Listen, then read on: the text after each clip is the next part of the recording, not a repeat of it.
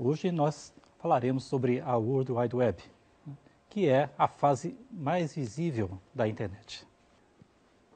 Nós trataremos inicialmente um pouco da evolução histórica da web e quais foram as principais contribuições que levaram a web a ser o que ela é hoje. Falaremos um pouco sobre como funciona a web e algumas facilidades e aspectos que afetam os usuários da web. Inicialmente, um pouco da questão histórica.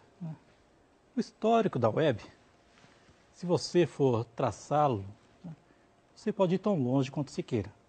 Alguns colocam o início da web, 20 mil anos antes de Cristo, com o advento da escrita, dos primeiros registros gráficos. Mas não precisamos ir tão longe assim.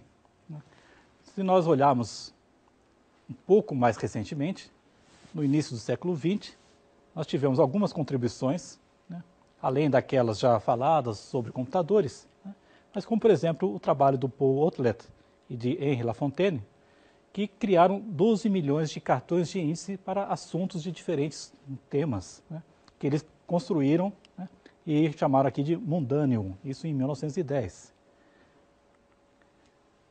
Mas se nós olharmos o que mais diretamente afetou a web, nós temos que ir até 1945. Foi então que Vannevar Bush, que era um cientista americano do escritório de patentes, publicou um ensaio chamado As We May Think, onde ele tentou colocar na visão dele o que poderia ser o futuro do pensamento humano apoiado pelas máquinas. Entre outras coisas, nesse artigo, está aqui na ilustração, ele colocou a possibilidade de a pessoa ter uma câmera acoplada aqui à sua testa, onde poderia estar gravando o que ela estava vendo para registrar e recuperar isso depois. Hoje em dia nós temos coisas muito parecidas. Além dos capacetes com câmeras montadas, nós já temos aí o Google Glass, que permite também fazer algo parecido com isso. Mas, do ponto de vista da internet, a maior contribuição que o Vannevar Bush deu foi a proposta do Memex. Então, o Memex era um Memory Extension, que essencialmente era essa escrivaninha, com uma série de botões e visualizadores que permitiriam recuperar os diferentes microfilmes sobre todos os assuntos que a pessoa tivesse decidido guardar nesse seu sistema. E esses microfilmes estariam relacionados de tal forma que um poderia permitir o acesso a outro. Então estariam interligados. É interessante notar que hoje em dia tem pessoas que estão assim, construindo o Memex com a tecnologia atual, mas com a aparência antiga, tentando manter aqui um pouco da proposta do Vannevar Bush. Outro grande nome associado à web é o de Theodore Nelson. Ted Nelson, em 1960, ele criou esse projeto chamado Xanadu, onde a informação estaria organizada por meio de interligações entre os documentos. E aqui vocês podem perceber que tem diferentes tipos de conexões. Então ele pensou em diferentes tipos de operações que poderiam estar conectando esses textos. Foi Ted Nelson que, em 1965, cunhou o termo hipertexto e hiperlink para descrever esse tipo de conexões. O projeto Xanadu, apesar de ter iniciado em 1960, não tinha uma tecnologia disponível na época que permitisse fazer tudo o que ele quer. Na verdade, nem hoje em dia nós temos essa tecnologia. O que nós temos aqui, por exemplo, no site do projeto Xanadu, uma demonstração sem todas as funcionalidades que o Ted Nelson previu para o hipertexto, mas onde ele permite ter aqui textos paralelos. Então aqui nós temos o texto principal, que tem trechos que vêm de outros documentos. Então aqui, por exemplo, em verde, tem um trecho que veio desse documento daqui.